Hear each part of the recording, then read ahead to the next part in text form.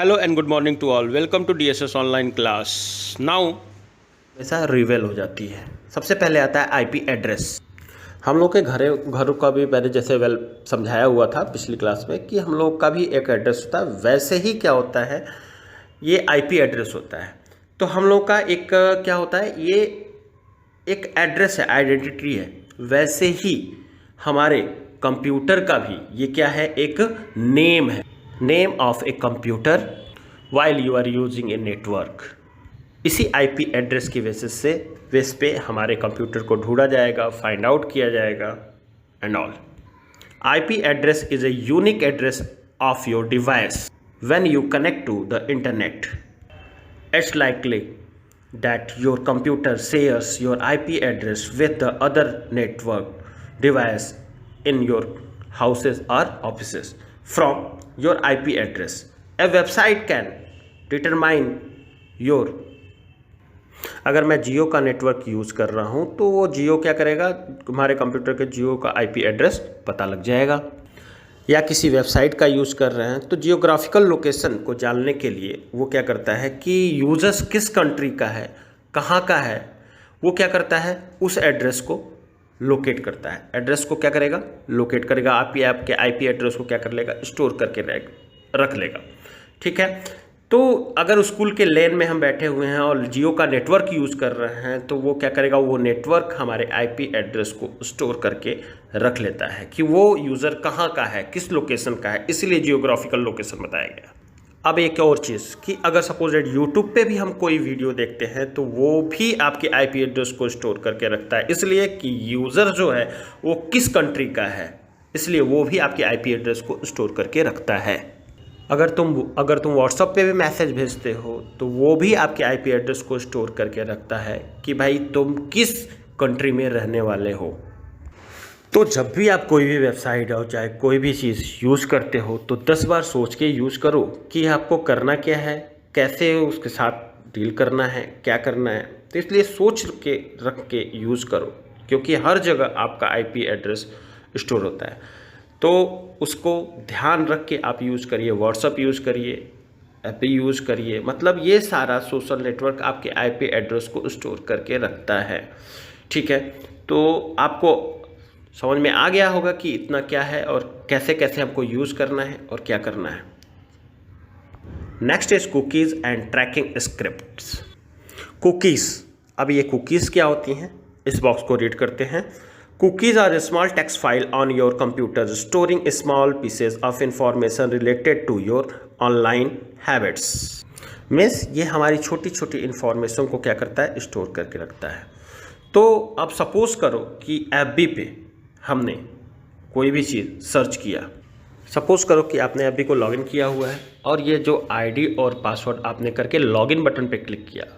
ये क्या होता है, आईडी और पासवर्ड एक फाइल बनती है, फाइल में लॉगिन और पासवर्ड करके वो चला जाता है नेटवर्क में। यही कहलाता है आपका कुकीज़। अब कुकीज़ क्या किया, यही होता है आपका कुकीज़। ओके, ये जो फाइल बनी वो सर्वर तक ले जाके चेक करके लेके आ रही है, तब आप लॉगिन कर पा रहे हो, यही कहलाता है कुकीज़। ओके, तो ये क्या करता है कि आपके आईडी और पासवर्ड को ले जाकर चेक कराता है और चेक करा के फिर ले आके रखता है। ये क्या होता है, आपका कुकीज़। ओके, तो इस फाइल में एक क्या बन जाता है, एक की हो जाती है जो हमारे लॉगिन करने में हेल्पफुल करती है। कभी कभी देखते होगे आईडी पासवर्ड आपका हमेशा स्टोर रहता है और जैसे ही आप क्या करते हो, ओपन करते हो, डायरेक्ट बिना आईडी पासवर्ड मांगे वो क्या हो जाता है, ओपन हो जाता है। तो उसमें उस कुकीज़ में एक की बन जाता है और की जनरेट जब हो जाती है तो वो क्या करता है, हमको आईडी पासवर्ड मांगने की जरूरत नहीं पड़ती है और वो क्या करता है, हमेशा उसको ओपन कर देता है directly.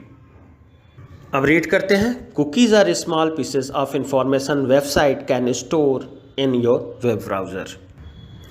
They have of legitimate users. For example, when you sign into your online banking website, a cookies remembers your login information when you changes a setting on a website.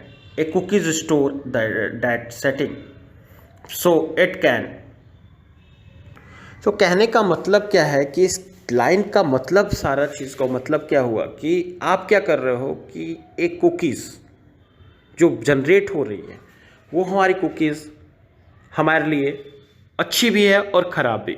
Suppose that एक बात बताओ कि अगर Android phone पे आप app ही use कर रहे हो अपने, ठीक है, तो क्या बार बार आप आईडी पासवर्ड डालते हो? एक बार आपने आईडी डाला और पासवर्ड डाला और वो बार बार क्या कर रहा है, ओपन कर दे रहा है, ठीक है। तो ये क्या हो रही है, वहाँ पे हमारी कुकीज़ जनरेट हो रही है, जो कुकीज़ है, जो की है वो जनरेट हो रही है, ठीक है। तो ये सपोज दैट कि किसी हैकर को अगर मिल जाता है तो क्या होगा, वो हमारी इंफॉर्मेशन को लीक कर देगा, ठीक है।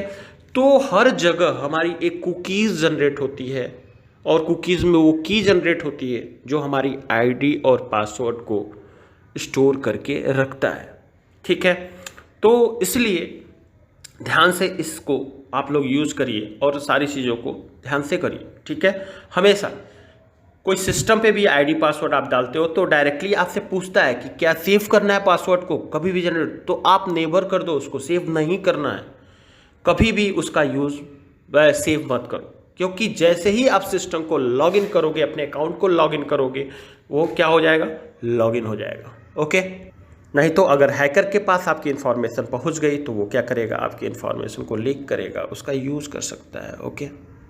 अब ये जो कुकीज़ होती है इसको दो तरीके से हम लोग डिवाइड करते हैं, first party cookies and second is third party cookies. यहाँ कोई भी सेकेंड पार्टी कुकीज़ नहीं होती है, क्योंकि नेटवर्किंग में कोई भी सेकेंड पार्टी कुकीज़ नहीं होती है।